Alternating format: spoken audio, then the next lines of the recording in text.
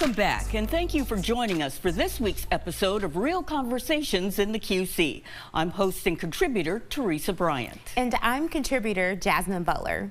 In our first half, we focused on what the effects incarceration has on people and what initiatives legislation is taking for justice reform. We also touched on the relationship between unstable housing and crime. Now we go back to Tim Stinson and Reverend Dwight Ford, who discusses what the community can do to help people rejoining society and what steps they can take to find success. Take a listen. You touched on so many different levels here, and I think the population out here, a lot of people don't think about that, about such and such been incarcerated. Okay, they're gone, whether they did a crime, whether they didn't, because we know that's a whole nother conversation whole nother conversation. But it's, I mean, there's so much going on in that person coming out once they get out, and then to be hit with, we don't want to give you a second chance. I go here, no, you're not getting a second chance here. You're not getting a second chance here. If I do get a second chance, I might be making under the poverty, line and stuff, but I'm getting one. What can we as a community, as neighbors, businesses, and I know you're working with them and stuff, what can we do? How do we change our thinking of when someone comes out of the system and they are looking? You just talked about a lot of things. Yeah. What can we do? What's your suggestion to us? Well, for one, is to be involved in a learning group where you can increase your knowledge about the population itself, whether it's through our book club, whether it's through our work with clean slate legislation that the governor signed. We worked 3 years with the Fully Free Illinois Coalition to End Permanent Punishment campaign. Finally got it passed. Clean slate now allows for 3.3 million people in the state of Illinois have arrest or felony convictions that bar them for having complete access into housing, healthcare, education, economics, and justice.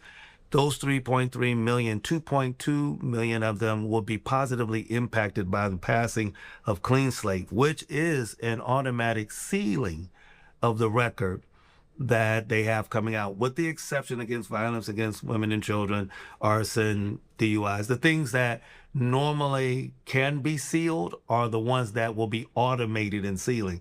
There will always a chance for Illinois residents to be to go through a process with sealing of the records.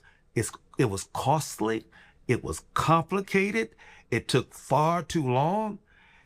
Based upon our calculations, out of the 2.2 million people that this could positively impact, it would take 250 years going at the pace we were doing. Wow. And again, people run out of patience, run out of money. Yeah. So why do we put that burden up on them? Why can't we have an automatic ceiling? Now that will come out. Now, law enforcement can still pierce the ceiling, but the employers won't see it.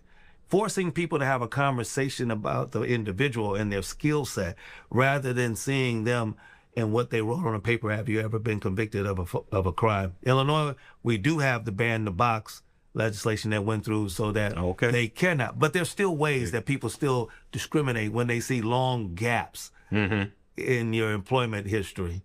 And they ask, what kind of went on? And then you're forced to try to figure out what you're going to say then, and you don't want to lie. You want to be honest. And if I be honest, well, they throw away my application as soon as I leave out the door.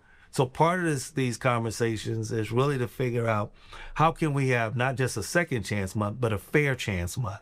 I like that. Okay. So most of us in the movement now use the term a fair chance. Okay. Fully understanding that many of them came from communities and households where they were not afforded a fair chance. They were deep in poverty. It doesn't mean you have to be impoverished to commit a crime. It just means that there's a straight line from poverty to incarceration. When you look at the people that are currently incarcerated, look at the level of education, those that didn't get a chance to finish high school, those that have learning challenges and disabilities, it is evident and clear to me. There's straight lines between education and incarceration, straight lines between poverty and incarceration. And we now know the data, and we got to be better about that. You ask, what can we do? That clean slate legislation now affords back to the state of Illinois $4.7 billion. Once it's now passed, but once it has been allocated to funds and resources and it fully goes into play, $4.7 billion in lost wages will come back to the state because people couldn't get the jobs. Yeah. And so now people that were once seen, not in my language, but maybe in some, as part of the tax burden, can now have a chance to become part of the tax base. Okay. And contribute. Our whole idea of what we are asking and demanding in no uncertain terms is that people be treated as full citizens. A citizen has responsibilities.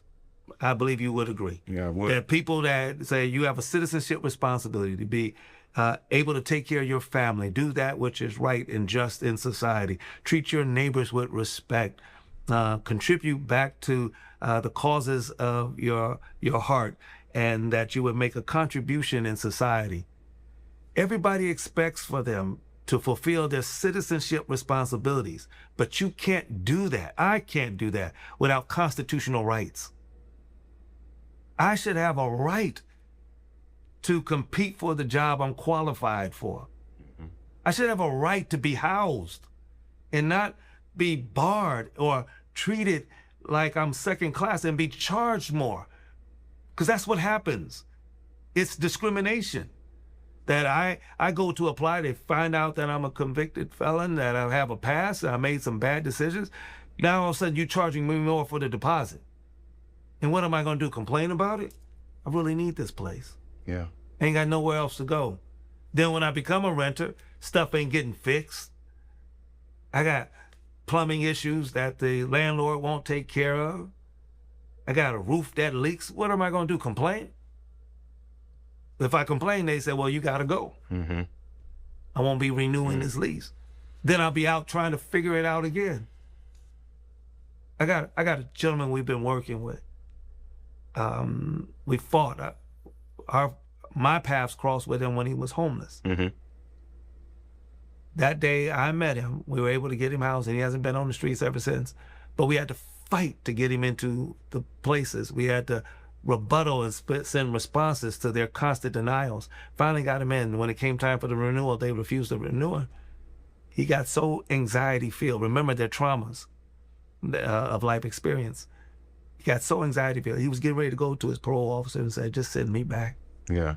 Because I can't be homeless again. Yeah. He got that desperate. This is a person spent over 20 years, almost 25 years incarcerated, saying, send me back. That shows you how desperate people have become. Exactly. Our viewers who are watching right now, two things I really want to cover here before we wrap things up.